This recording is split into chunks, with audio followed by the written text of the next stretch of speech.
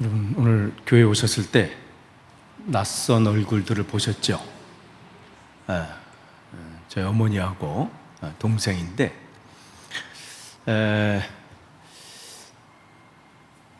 제가 여기 영국에 온 지 이제 23년, 이제 24년을 시작하는데, 오늘 아침에도 어머니가 저 옆에서 아내랑 보니까 6시야.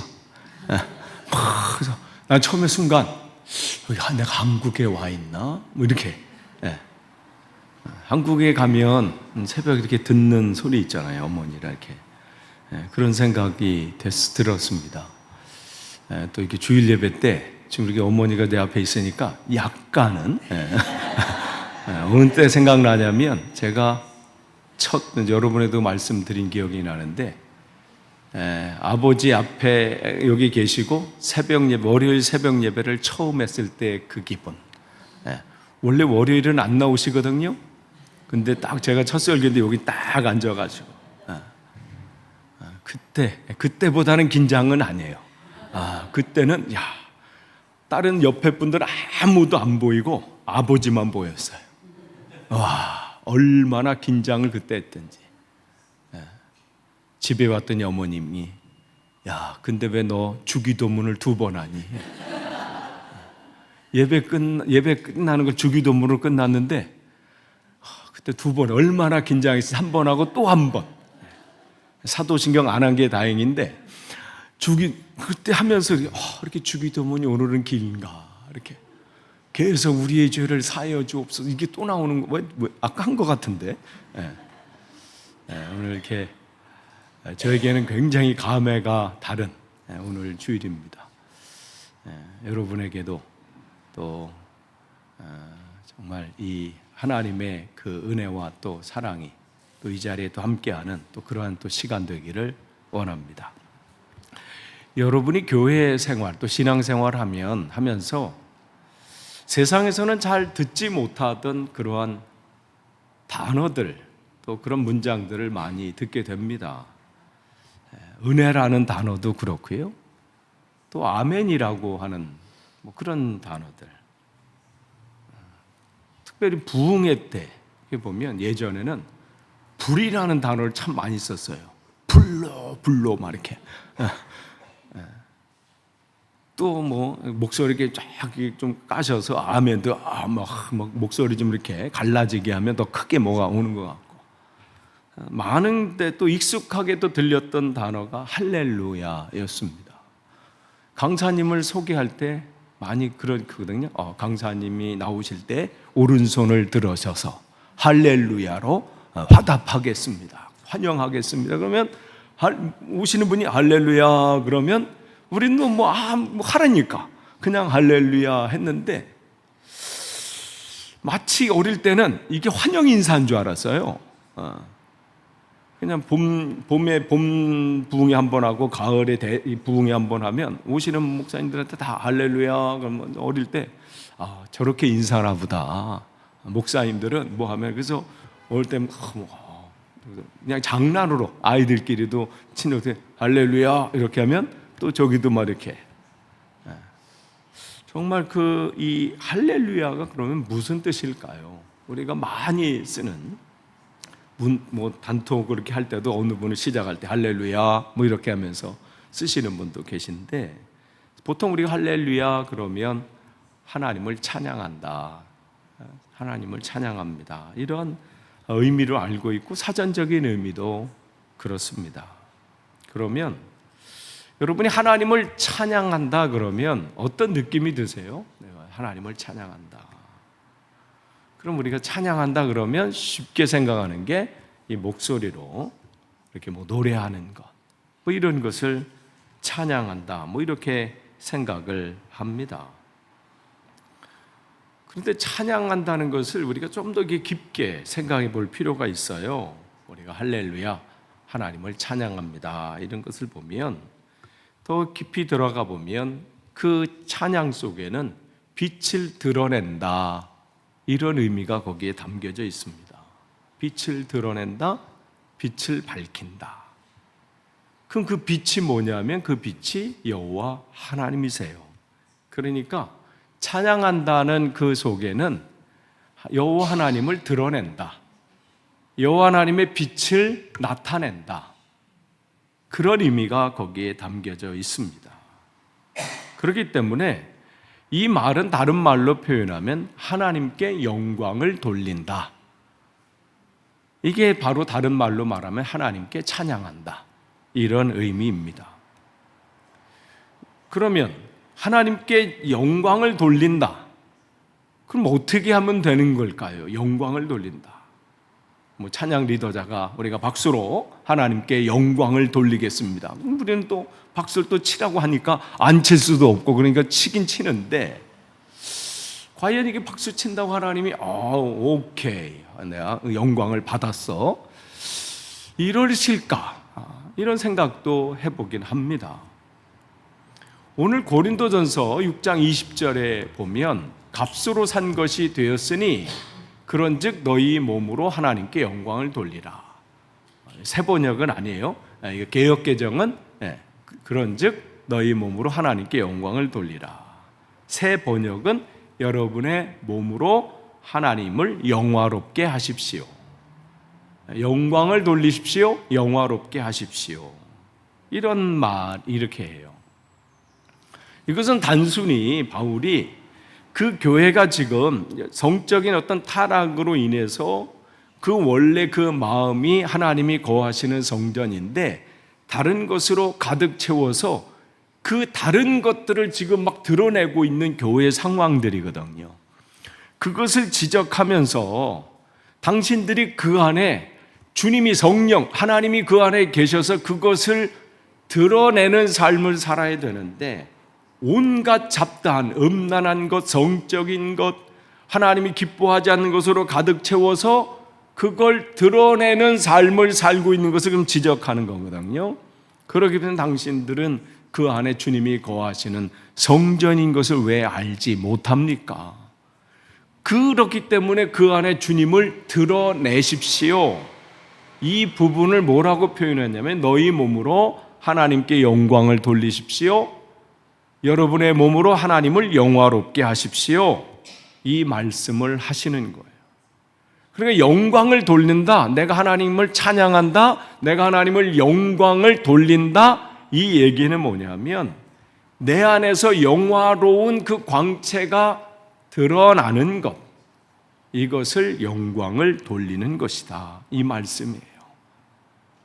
예배 때 갑자기 꾸벅꾸벅 졸고 있는데 갑자기 할렐루야 그러면 같이 손들어 이게 할렐루야가 아니고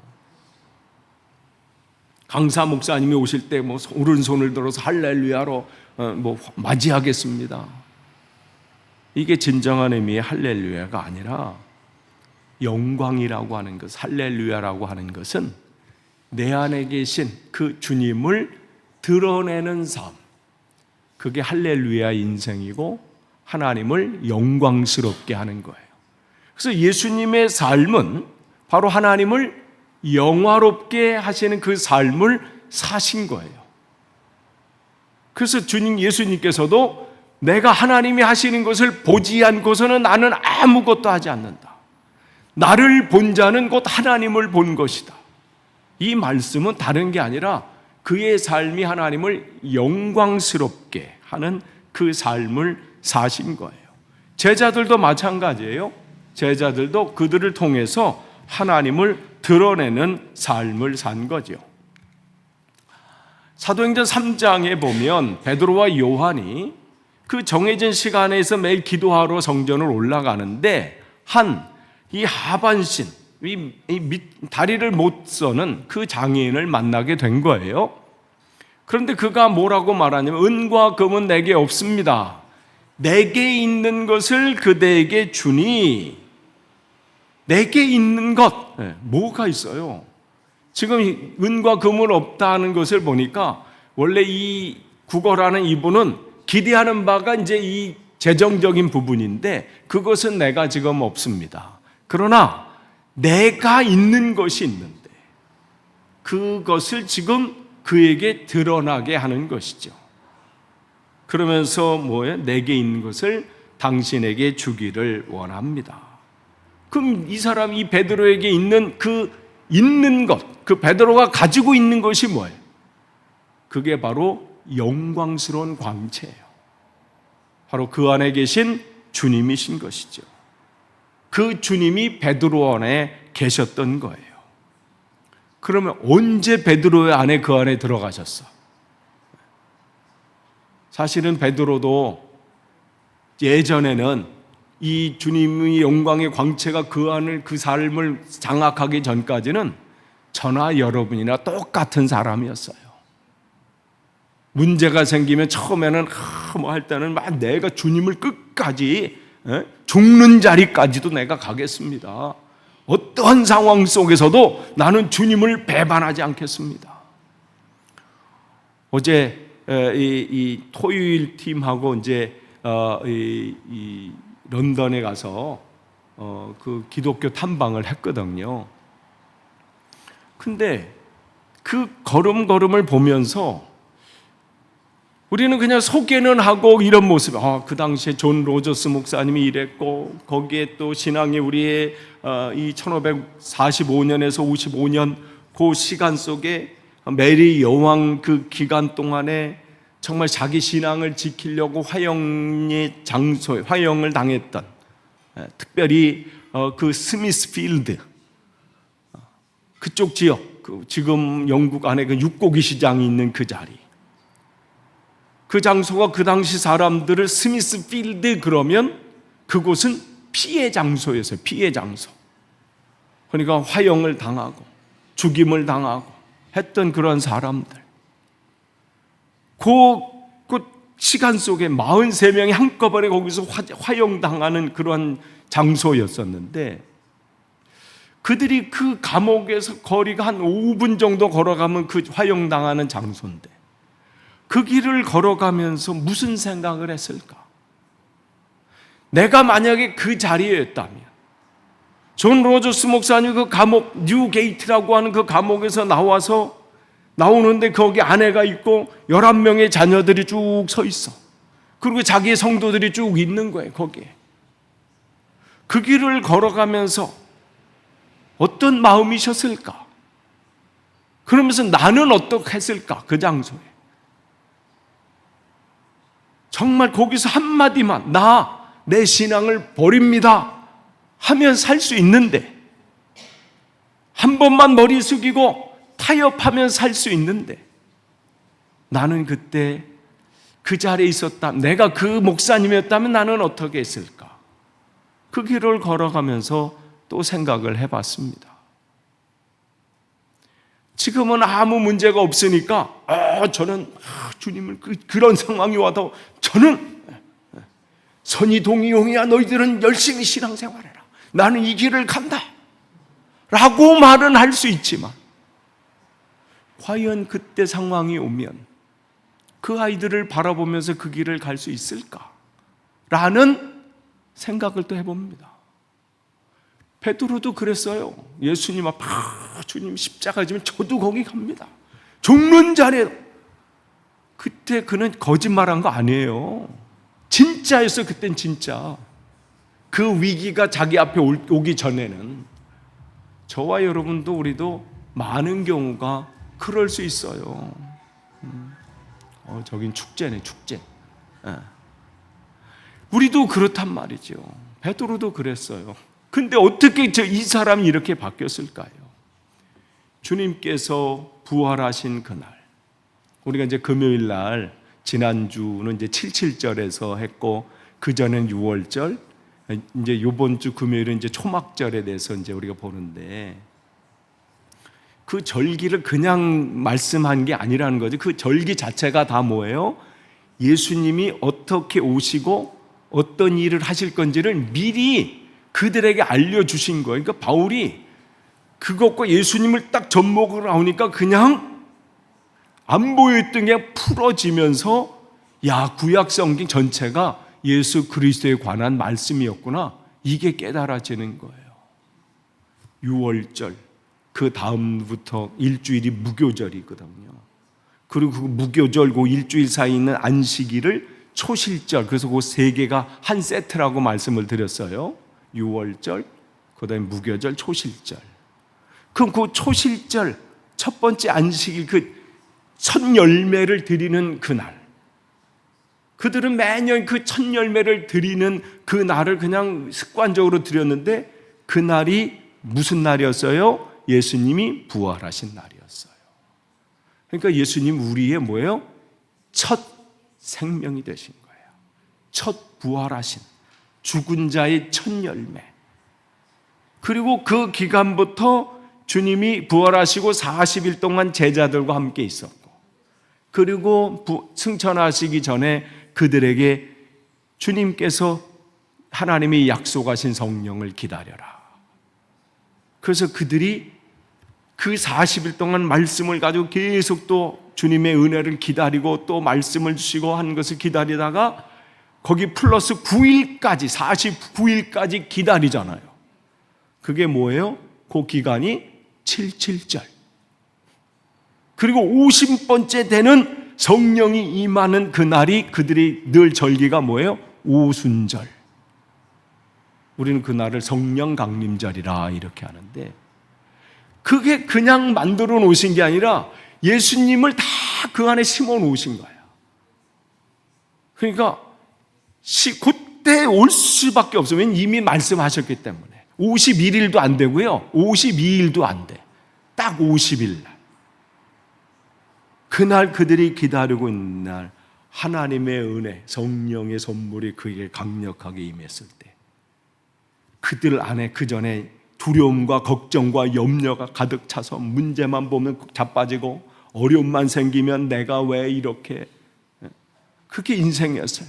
평안할 때는 내가 주님을 끝까지 따르겠습니다 하다가 삶의 위기만 오면 이거 내가 뭐하냐, 하나님은 살아계신가, 왜 나를 이렇게, 이러한 베드로였어요. 이러한 제자들은 똑같아요. 문제만 생기면 숨고 도망가고, 나는 이제 고기 잡으러 간다, 아유 이제 예수님을 따라갔는데 아무것도 없네, 그랬던 저나 여러분의 똑같은 사람인데 주님의 은혜가 그들의 강력하게 임해서 그 안에 있던 모든 찌꺼기들을 털어내고 그 안에 하나님으로 가득 채웠을 때 그들은 두려움과 염려와 걱정이 사라지는, 진짜 그들의 인생이 새롭게 되는 그런 면에서 초대교회의 가장 강력한 날은 성령 강림절이에요.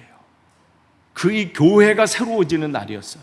그전까지 두려워서 숨어 지냈던 그들이 이제는 공격이 와도 내가 당신의 말을 듣는 것이 옳습니까? 아니면 하나님의 말씀을 듣는 것이 옳습니까? 오히려 고난받는 것을 즐겼어. 왜 즐겨요? 내가 하나님 앞에 쓰임받고 있다는 것을 알게 되는 거예요. 지난 금요일도 말씀드렸죠. 시도하지 않으면 실패도 없어요. 여러분이 신앙생활할 때 여러 가지 위기를 만나셔요. 정말 내가 열심히 신앙생활하는데 여러분 위기가 와, 공격이 와. 여러분 신앙생활 잘하고 있다는 거예요. 사단이 공격해요. 정말 은혜의 자리 왔다가요, 나갈 때 꼭 시험거리가 생겨요. 특별히 부흥회 때. 부흥회 은혜 막 받고 집에 가면 그냥 자빠지게 만들어요. 왜냐면 받은 은혜를 쏟게 만들거든요. 그걸 이겨내야 어떻게 해요? 한 단계 업그레이드 돼요. 그러니까 이들은 그 안에서 변함이 없게 되는 것이죠. 그러니까 마가복음 4장 39절은 그러니까 예수님께서는 끊임없이 이 제자들을 훈련시키시는 거예요. 우리 안에 갖고 있는 두려움, 염려, 걱정, 이게 나를 차지하는 동안은요, 하나님께 영광을 돌릴 수가 없어요. 말로 하나님께 영광의 박수, 이걸로 되는 게 아니에요. 박수는 뭐 누가 더 열심히 칠 수 있죠. 영광을 돌린다는 것은 내 안에 계신 주님이 나를 통해서 드러나야 하나님이 영광을 받으시는 거예요. 그러니까 제자들은 아직까지는 그게 준비 안 됐는데 주님은 계속해서 그 제자들을 그 훈련을 시키시는 거예요. 너를 통해서 하나님이 드러나도록 해라. 그러니까 예수님께서 일어나 바람을 꾸짖으시고, 왜 꾸짖으셨어요? 파도가 일어나고 풍랑이 일어날 때 제자들은 두려워서 죽게 됐습니다. 아니, 어부였던 그들이 이 정도면 진짜 죽게 되는 상황이에요. 엄살피는 게 아니라 진짜야. 근데 주님은 그걸 한 게 아니라 그들이 앞으로 하나님의 영광을, 하나님께 찬양을 드리는 삶, 할렐루야 했던 삶을 살아야 되는데, 평상시 때는 할렐루야, 주님의 은혜를 찬양합니다 하다가도 위기만 오면 할렐루야는 어디로 가고, 낙심과 절망과 이러한 상황 가운데 있는, 그게 예수님을 모르는 사람이라면 그럴 수 있어요. 그러나 제자들은 우리가 그 훈련 가운데서 우리의 목적은, 우리의 삶의 성장을 쏘는 나를 통해서 하나님이 드러나는 삶, 하나님께 영광을 돌리는 삶, 그냥 입술로만 할렐루야 하는 게 아니라 내 생활 속에서 진짜 할렐루야가 되는 삶, 그 빛이 드러나는 삶이 되어야 돼요. 그 일들을 위해서 주님이 오셨기 때문에 그 일들을 감당해야 될 제자들이 하나님은 강력하게 그들을 훈련시킬 수밖에 없어요. 그러니까 여기서도 마찬가지, 조금만 뭐하면 계속 꾸짖으시는 게 그들이 미워서가 아니야. 관심이 없으면요 잔소리도 없어요. 잔소리 한다는 것은 아직 관심이 있어서 그래요. 남편 되시는 분들, 아내분들이 잔소리가 있습니까? 아직은 희망이 있어. 아직 바뀔 수 있는 여력이 있으니까 잔소리가 나와요. 나중에 그거 안 되면요 잔소리도 안 해요. 그러니까 우리 삶 속에 잔소리하고 한다는 거 아직은 관심이 있다는 거예요. 그러니까 주님께서 계속해서 그들에게 너희들이 믿음이 어디 있느냐, 믿음이 적은 자들아 너희들은 왜 두려워하느냐.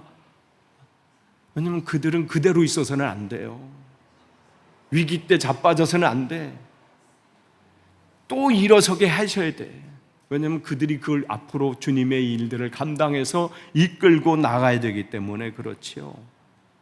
그러니까 바다더러 고요하고 잠잠하여라 이렇게 말씀하시니 바람이 그치고 아주 고요해졌다.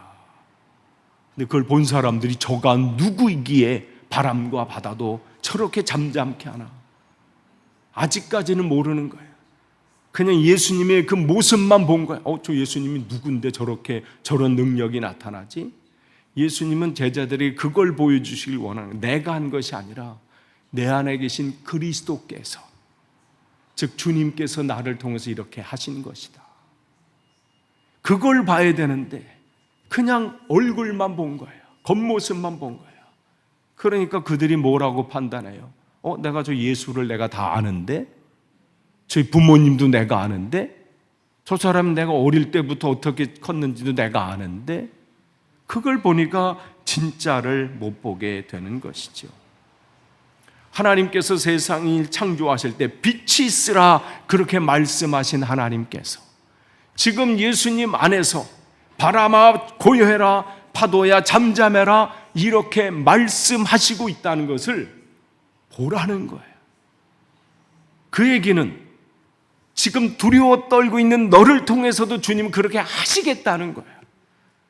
그 믿음을 가지라는 거예요.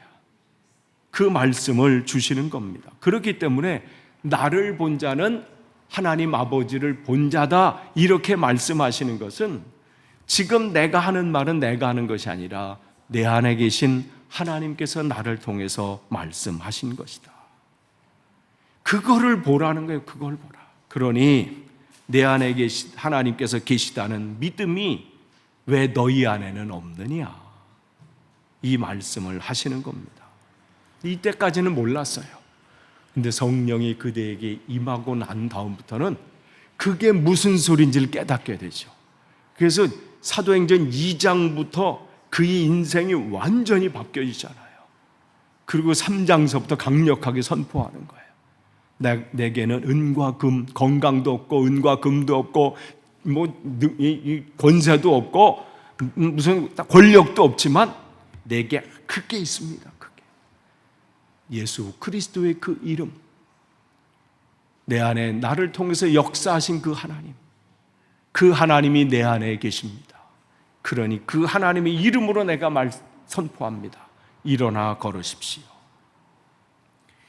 이게 믿음으로 하나님을 본다는 거예요. 내 스스로를 보면 연약하기 짝이 없어요. 지식도 그렇고 건강도 그렇고 가진 재물도 그렇고 모든 거 비교해 보면 다른 사람이 너무 잘난 사람들이 세상에 너무 많아. 그 사람들과 비교하면 너무 주눅이 들어. 여기서는 주 예수를 믿으십시오 막 하다가도 대단한 사람 보면 그냥 괜히 그 사람들한테 말하면 주눅이 들고. 그것은 뭘 못 믿는 거예요? 우리가 겸손한 게 아니에요. 그걸 우리는 불신앙이라 그래요. 우리는 겉모습은 보잘것 없어도 내 안에 은과 금은 내게 없지만 내 안에 예수 그리스도가 있습니다. 내가 위대한 게 아니에요. 내가 뭘 할 수 있는 부분이 아니에요. 그분이 위대하십니다. 그분이 능력의 주님이세요. 빛이 있으라 하신 분이 내 안에서 오늘도 그 역사를 하실 거예요. 바람아 잠잠하라, 파도야 멈춰라 하셨던 그 주님이 오늘도 내 안에서 나를 통해서 그 일을 하실 거란 말이에요. 그 믿음을 가지라는 거예요. 그 믿음. 상황을 보고 아이고 큰일 났네, 안 되네, 망했네, 끝났네, 이게 아니라 세상 사람들은 망했다고 하고 끝났다고 하고 안 된다고 하지만 주님, 내 안에 계신 그 주님께서 이 일들을 이루실 것을 저는 믿습니다. 그러니까 성경에 바디메오가 정말 주님을 찾아오면서 앞을 못 보는 시각장애인 바디메오가 막 오면서 얼마나 소리 질러요. 다윗의 자손 예수여 나를 불쌍히 여기소서. 그러니까 옆에 있는 사람들이 막 시끄러워 막 소리 지르는 거잖아요. 그럼 거기서 아이고 하고 멈출 만도 한데 더 크게 소리 질렀다고 그랬잖아요. 그들이 내 문제를 해결해 줄 게 아니거든요. 우리는요 뭔가 이렇게 주여 막히다가 누가 막 뭐라고 한마디 하면 어떻게 주님과의 그 정말 간절함이 어떻게 그 사람과 싸우다가 끝나. 상처받았어요. 아니 저 사람 때문에 그 사람이 나를 어떻게 해결되는 그 사람이 아니에요. 받으면 그냥 더 소리 지르잖아요. 나사렛 예수님, 다윗의 자손 예수님, 나를 불쌍. 얼마나 소리 질렀으면 사람들이 그냥 깜짝 놀랄 정도로. 그때 주님이 뭐라 그래? 내가 내게 무엇하여 주기를 원하느냐? 아니 주님 뭘 모르셔서 묻으시는 거예요? 진짜 네가 원하는 게 뭐냐는 거죠. 그때 뭐라고 대답해요? 보기를 원합니다. 그럼 성경이 그걸 왜 기록하셨어요? 그냥 예수님 이런 능력의 분이야? 이걸 좀 알려주려고? 우리 또 그 바디메오 같이 못 보는 사람이라는 거예요. 잘 보는데 저는요 요즘 시각 점점 안 보여서 뭐 할 때 이렇게 하고 봐야 돼. 이렇게. 이게 아니잖아요. 진짜로 우리는 못 봐요. 그러니까 위기가 오면 진짜 거기 계신 하나님을 봐야 되는데 뭐가 보여? 위기가 보여. 그거는 못 보는 거예요. 그걸 성경을 시각장애인이라 그래요. 영적인 시각장애인. 파도가 치고 여기 막 부딪히고 넘칠 때 우리가 죽게 된 것을 왜 돌아보지 않습니까? 그럼 못 보고 있는 거예요. 근데 우리는 잘 본다고 생각해. 시대가 이렇고 이렇고. 근데 주님은 거기서 보라는 거, 진짜를 보라. 너를 인도하실 그 주님을 바라보라. 그게 믿음으로 보는 거예요. 나는 형편은 여전히 이렇고 파도는 바람이 불고 그 바다에 배에 부딪히고 넘쳐서 죽게 된 상황이 될지라도 바람을 잠잠케 하고 이 바람을 멈추게 하신 그 주님이 오늘 내 안에 주인으로 계시고 그분이 나를 통해서 일하실 것을 보는 그 믿음, 그걸 보게 해달라고 간구하는 거예요. 주여 내 눈을 열어주셔서 그것을 보게 해주십시오. 엘리사의 그 게하시 종이 그걸 못 봐가지고 막 아람 군대가 도담성을 확 찬 걸 갖고 두려워서 막 벌벌 떨 때 엘리사가 주님 이 사람의 눈 좀 열어주십시오. 보니까 달라지잖아요. 보면요 우리의 인생이 별거 아닌 것을 알아요. 문제가 별거 아닌 건 줄 알아. 왜요? 주님께서 그것을 통해서 일하실 것을 알기 때문에. 이것은요 이 할렐루야는 찬양할 때만 적용하는 게 아니에요. 여러분의 삶 속에서 매 월요일서부터 주일 여기 오기 시작까지 매 순간마다 여러분의 삶은 할렐루야이셔야 돼. 영광 돌리는 삶을 사셔야 되는 거예요. 왜냐하면 주님이 그렇게 하시겠다는 거예요. 이 말씀을 이렇게 바울이 이렇게 하는 것은 뭐 다른 게 아니에요. 그런데 이 베드로가 그러잖아요. 그런데 바로 이 예수의 이름이 여러분이 지금 보고 있고 잘 알고 있는 이 사람을 낫게 하였습니다. 바울은 하나님께 영광을 돌린 거예요. 베드로가 뭘 한 게 아니잖아요. 베드로를 통해서 하나님이 드러나셨잖아요. 그 사람들에게 베드로가 한 게 아니에요. 베드로를 통해서 하나님의 이름이 드러났어요. 이걸 할렐루야라 그러는 거예요. 하나님을 찬양한 거예요. 우리가 하나님 삶 속에서 하나님을 찬양한다는 것은 바로 나를 통해서 하나님의 드러남이 나타날 때, 위기가 여전히 있어, 정말 고통스러운 순간이 내 앞에 펼쳐져 있어요.